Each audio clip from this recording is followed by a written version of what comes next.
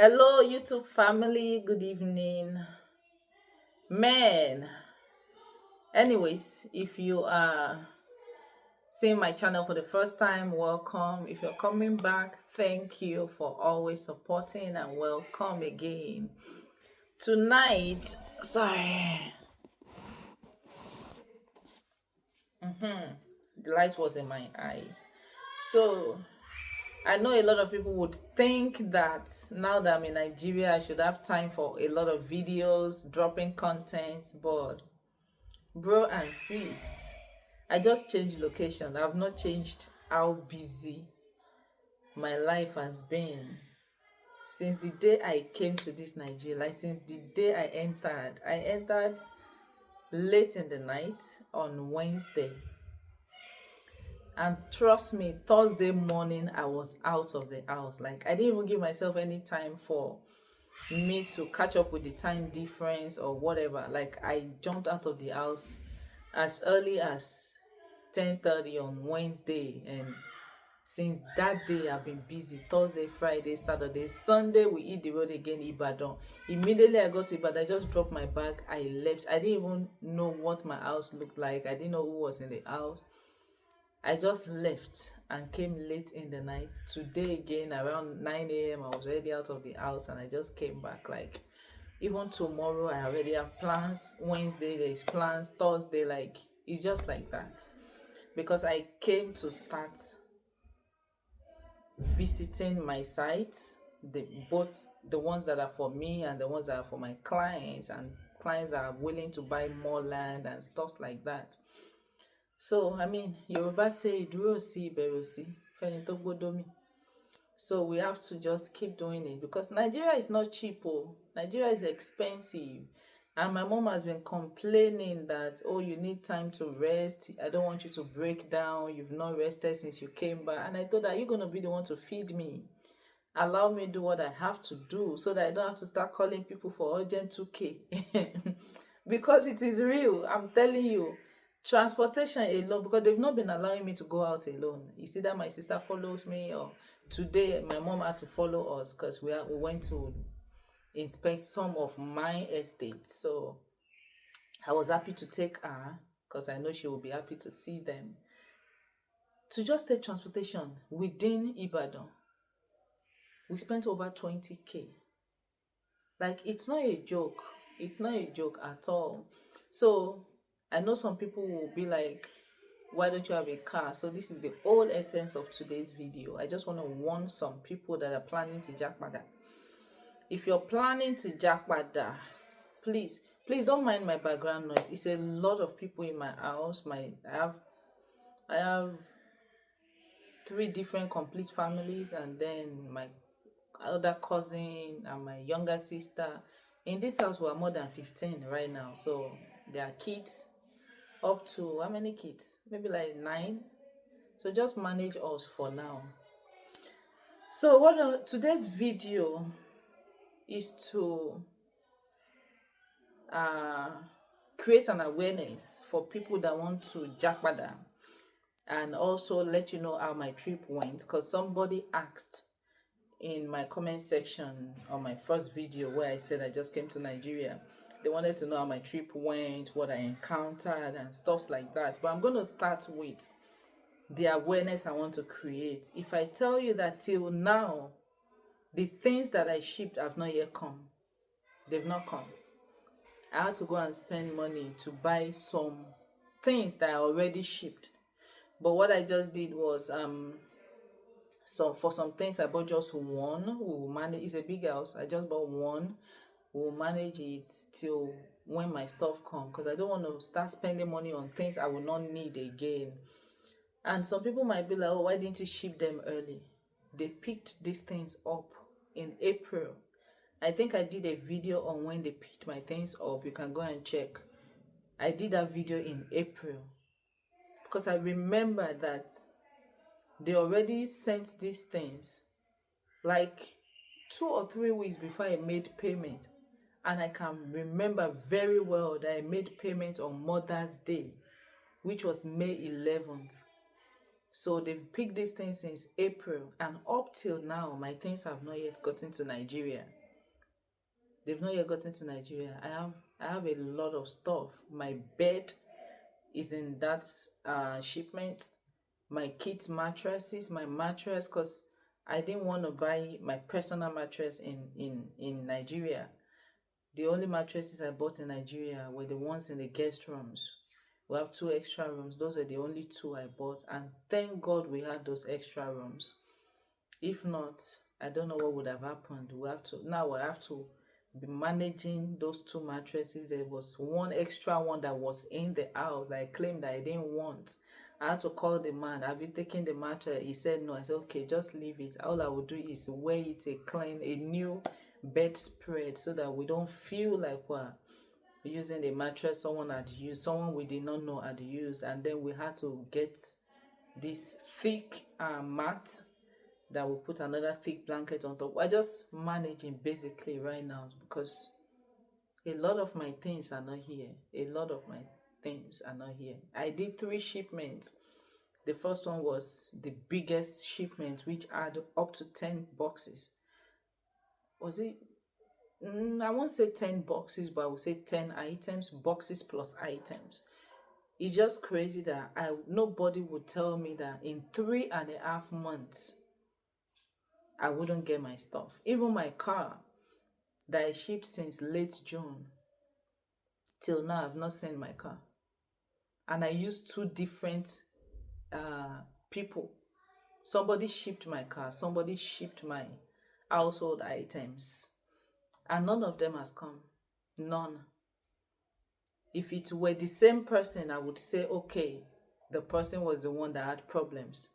But both of them keep telling me that it's the shipping company. They sent them as soon as they pick these things up from me.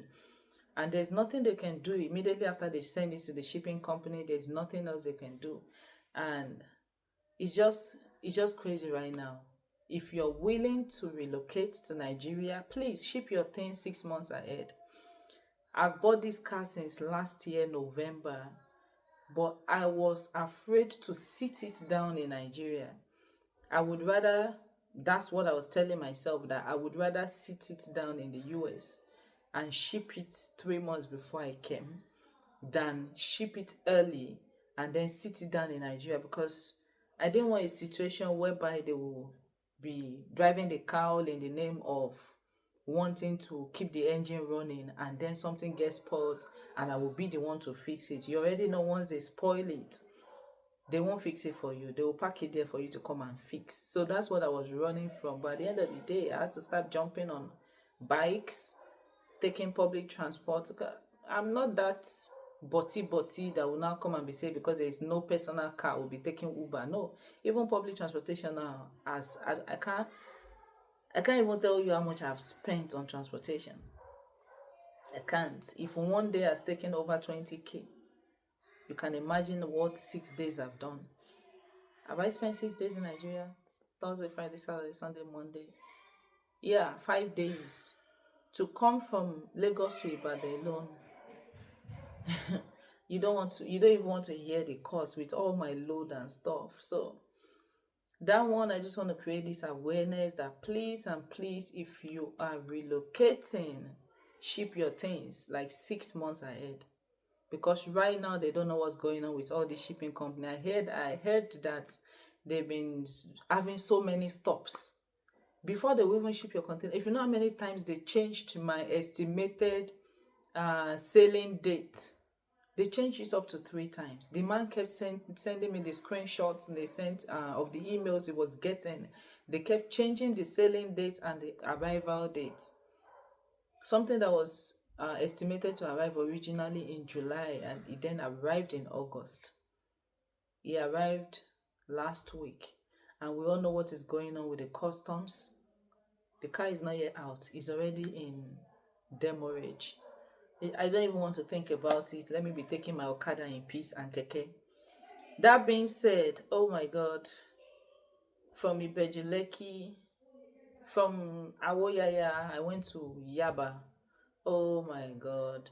It was a mixed trip for me. Let me put it that way. a mixed feeling trip for me. I was suffocating in the car, in the bus, because I took down for the pollution. I couldn't bear it. I had to cover my nose at some point because I couldn't breathe. I couldn't breathe. The pollution was too much for me, but at the same time, I had fun. I had fun on that bus. There were two people. One guy that got on the bus, and they were arguing about what he was going to pay. And there was this woman in the back that was putting a jasa. Oh my God, that was the best part of that trip. So somehow it was a bad thing that I took the bus because I couldn't breathe well. I wasn't comfortable. But at the same time, I enjoyed it because I caught the fun that I had missed. And then, what else? So, about my trip from the US to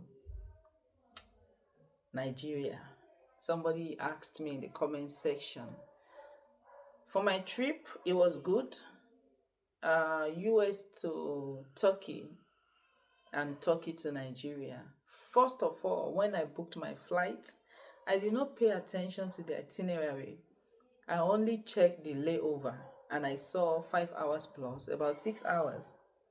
And I told myself that 6 hours was not bad because I thought about before we got off the plane, the first one, before we would walk all the way to wherever we want to pitch our tent.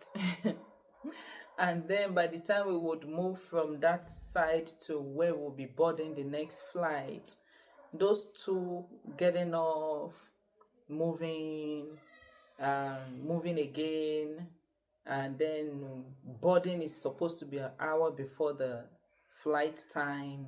I just thought about it generally that would take like 2 hours. That by the time I spent 4 hours pressing my phone, catching up with what I've missed while I was in the air and stuff, that 4 hours will go by so fast. So I didn't mind the 6 hours layover. All I did was just to make sure I didn't use all my carry-on that I was eligible for, which was 3 carry-ons, 3 handbag. That's what we're eligible for because I was with 2 kids. So I told myself, okay, we'll only do 1 carry-on. No, 2 carry-on because 1 backpack for my bigger daughter and then my own shoulder strap carry-on, and then 1 handbag for me just for things we need. We needed ASAP on the plane, so it could be Andy right beside me. I thought that was the worst part of my itinerary, the 6 hours layover. I never knew that US to Turkey was 11 hours. Go back. Thank you. I never knew that US to Turkey was 11 hours. That is the same duration to Nigeria from US. If I knew that, oh my God, I wouldn't even bother to save that 2,000. It was a long flight, a long one. It felt like that 11 hours was 5 days because if I didn't have a child like a toddler, I wouldn't feel it. But at some point, my toddler got tired. She just wanted to walk around. And all she was doing was trying to get off a chair. Then I picked her up. She was trying to get off my leg. She just wanted to walk. I got tired of that till she finally slept off on my chest for hours. Oh, mine. It wasn't a good experience. I was tired. And then because she slept on me, I couldn't sleep on the plane. So that got me even more tired. And when we were at the layover place, I just wanted to sleep. And then she was already tired too because she didn't get the kind of sleep she would have gotten if she was on a bed. So she was just crying and she had already gotten used to sleeping on my chest because there was no bed. So she didn't want to sleep in a stroller.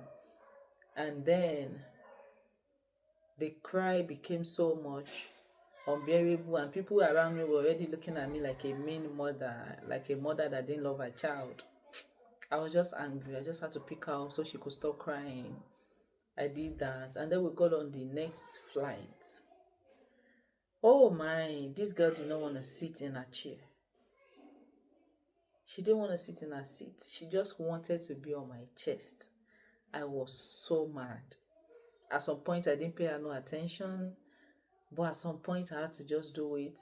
She slept, I put her down, she would stop crying, and it was just a mess. So, my advice for whoever that is traveling with kids, I would say take a straight flight if you can afford it. The saving was not worth it. Then if you don't have kids, make sure you check your itinerary, not just the layover. Make sure it's what you can do. 11 hours on a plane and you are not yet at your destination. It's not a joke. It's not a joke at all. And then the food from US to Turkey was really good. But from Turkey to Nigeria, no, even my daughter could not eat it. My daughter is very picky, but she ate the food from US to Turkey. But from Turkey, none of us could eat it. No. We only ate the fruits and that's it.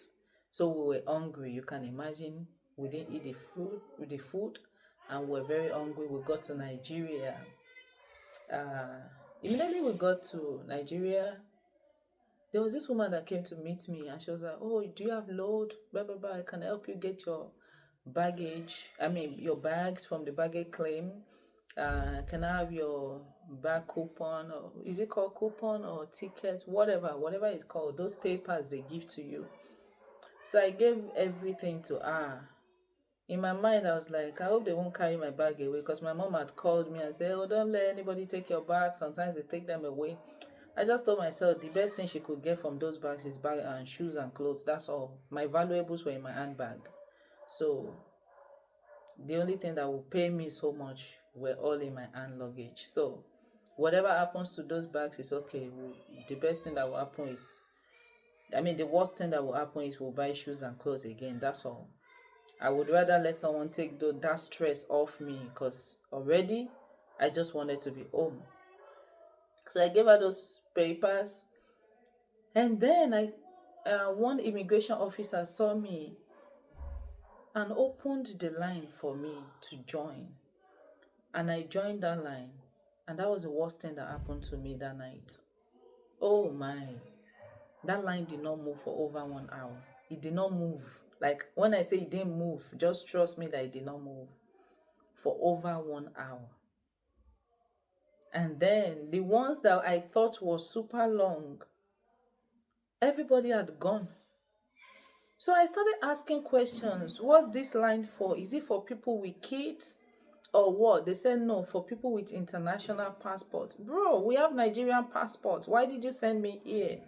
He said, oh, because I had kids. He wanted to help because he thought the line would be fast.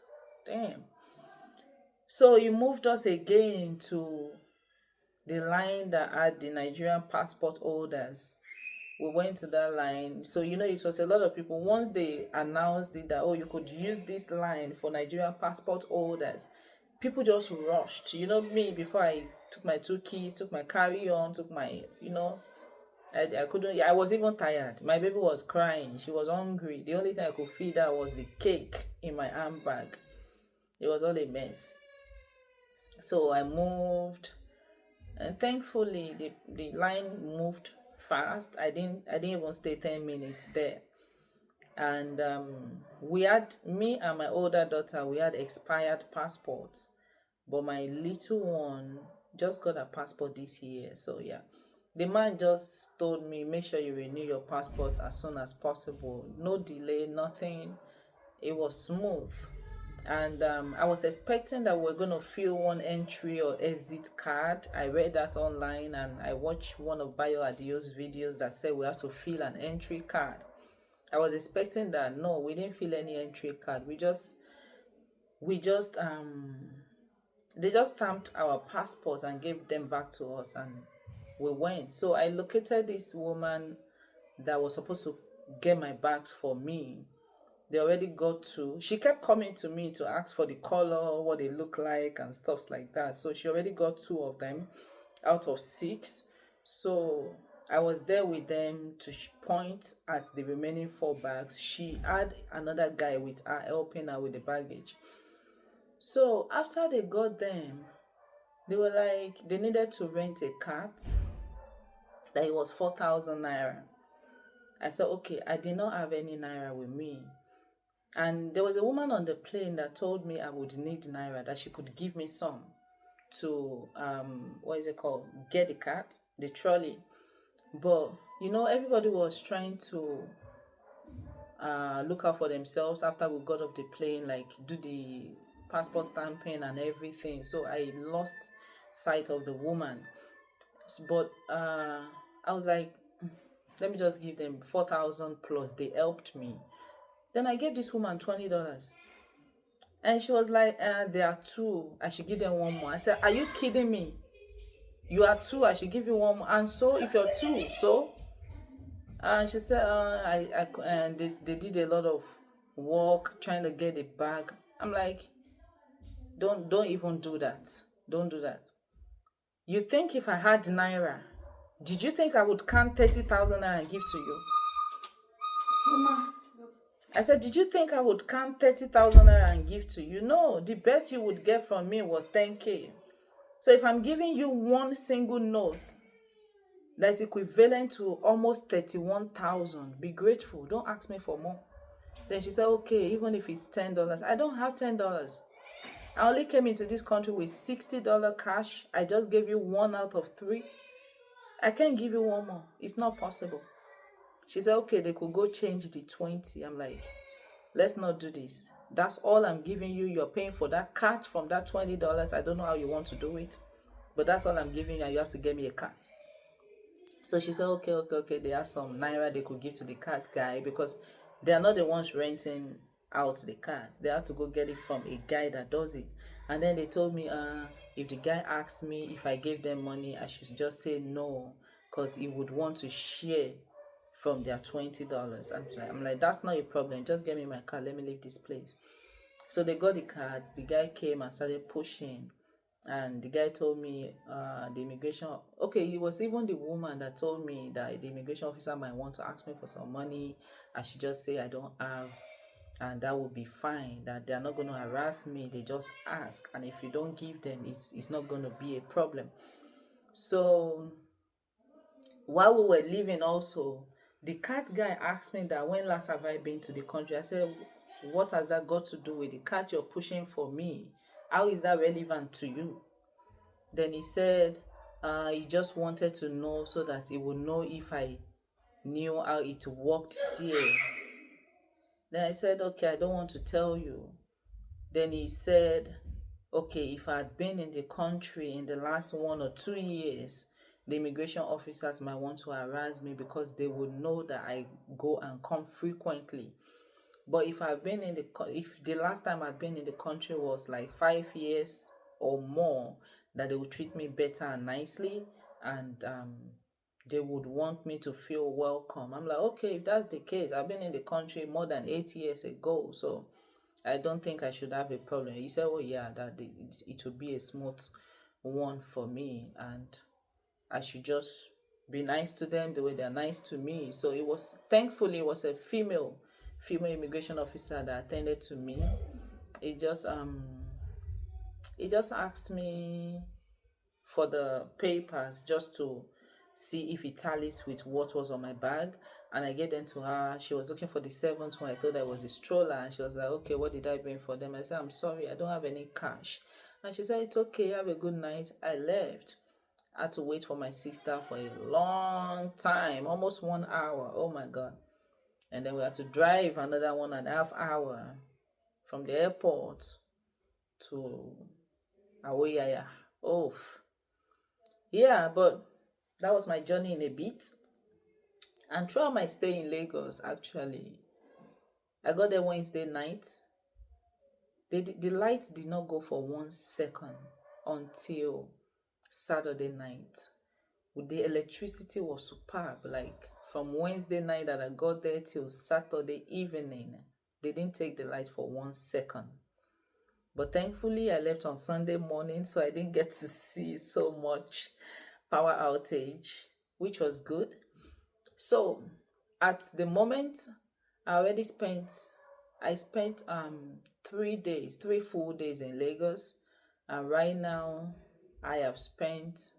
I will count Sunday as a full day in Ibadan because I got to Ibadan around past 10 to 11, so I will count it as a full day in Ibadan. So I already spent 2 days in Ibadan. So I think my next video is going to be comparing 3 days in Lagos to 3 days in Ibadan. What I think, how I like it, which one I like better, and driving through Lagos, what I think, how it has changed compared to when I was in Lagos. And for those that did not know, yeah, I've been talking better of Ibadan than Lagos. I never lived in Ibadan. I visited Ibadan a couple of times before I traveled. I used to, because I was raised in Ife, Ibadan was the place where we used to come and buy bulk stuff. Then I used to have a boyfriend then that did this what is it called? Internship in UCH. He's a physiotherapist. So then I used to come to Ibadan. So it's not like I ever lived in Ibadan. But Lagos, yes, I was raised in Ife. I did all my schooling in Ife, primary, secondary, OAU. But I started practicing when I was in, after my IT in 400 level, even my 500 level days in school, I used to go back and forth school and work. I used to, sorry, I have to kill this fly. Oh my. Sorry. So I used to do back and forth school. I'm just trying to calculate how much time I stayed in Lagos. So that was 2011. So 2011 to early 2017, I was fully in Lagos. That means 6 years plus, about 6 years. Yeah, about 6 years in Lagos. And out of that 6 years, I did like 2 months in Abuja. So if I'm talking more about Ibadan, don't think I was one Ibadan babe, or I'm disliking Lagos because I never lived in Lagos. No, that's not the point I'm coming from, or that's not the angle I'm coming from. In case I drop that video, so you won't think I'm hating on Lagos. And trust me, Lagos is not totally bad. It's just what I noticed. So my upcoming videos are gonna be customer service that I've experienced based on what people have said online about customer service in Nigeria, and then comparing these two cities, Ibadan and Lagos, and a little bit of Abuja. I'm gonna compare Abuja to it too also, because I stayed in Abuja for a little bit, and compared to what I'm still saying online, I can believe Abuja is still very sane, the same way it was when I was there, and I'm sure it's even better now in terms of development. So thank you for watching my video till the very end. I appreciate it. I appreciate you for always supporting. Whatever you think, if you've relocated recently, whatever you experienced at the airport, at the port of entry, just drop it in the comment section. If you had any problem with your shipment, drop it in the comment section. Let's know what you went through, and I'll see you on my next one. Thank you and bye.